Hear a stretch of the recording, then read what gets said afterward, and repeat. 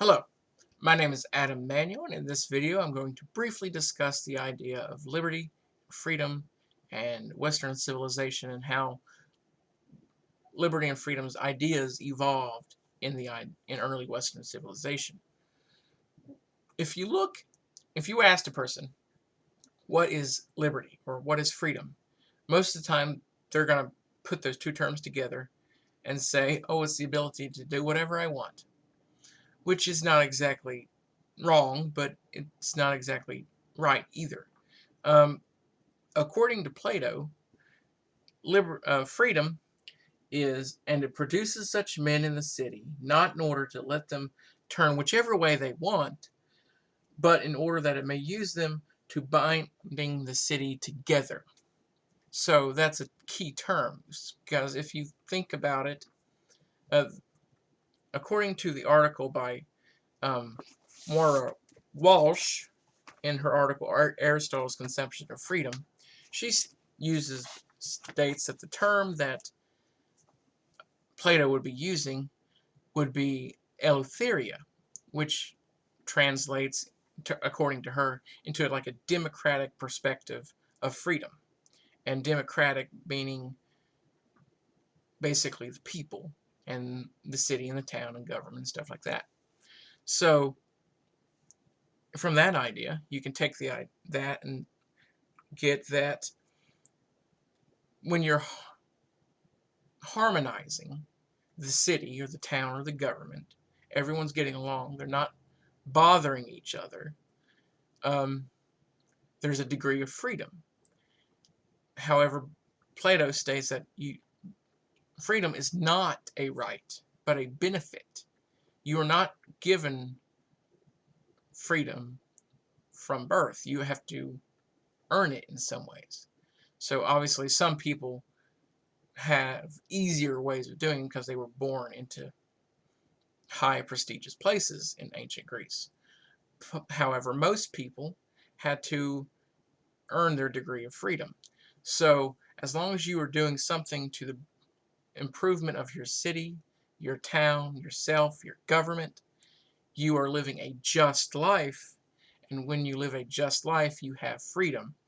And then you have the liberty to do as you need for the improvement of your city, town, or government.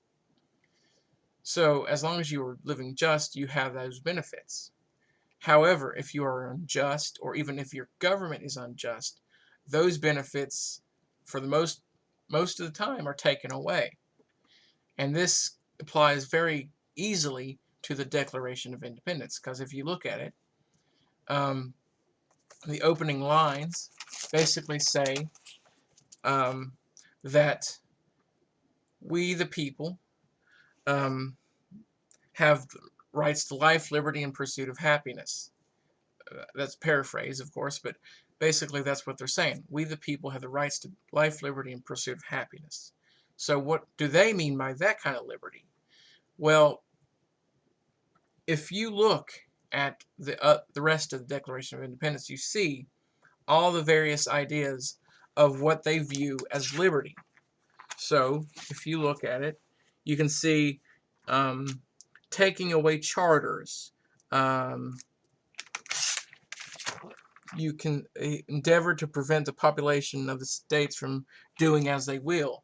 So you can see these different ideas growing into what the people of 18th century United States, or the colonies wanting to be the states, saw as their liberties were being taken away. So basically the king was meddling or unjustly controlling the people, and they felt that their rights were taken away. So they had to do something about it to get their rights back. So if you look at it, the idea of freedom has not changed entirely. As long as you are in the benefit of the government and you are doing things that improve yourself but also your government, you are not going to see much fallout from your superiors. You're not, If you're doing things in the good or living a just life, you're not going to be affected so much.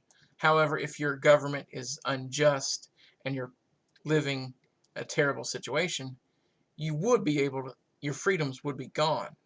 So, in a way, the definition has not necessarily, the definition of freedom has not necessarily changed. It's the way that we get it from God, from ancient Greece to 18th century America changed. That is because originally they saw it as a benefit that you get just from living a good life.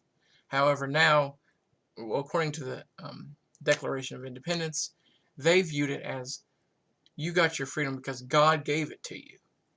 Therefore, it can't be taken away, and these are rights that are ours. They're not taking them away. So, in a way, it's like the government, freedom was given more strength in the people, where before you had to work your butt off to earn it. Now it's something that is ours. It can't be taken away.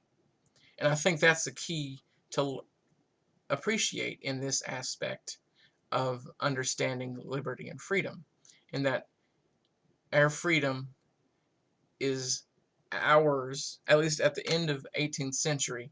Freedom is ours, and it cannot be taken away. And that is a drastic change. I hope to hear from your comments, and I look forward to hearing what everyone else says. Bye.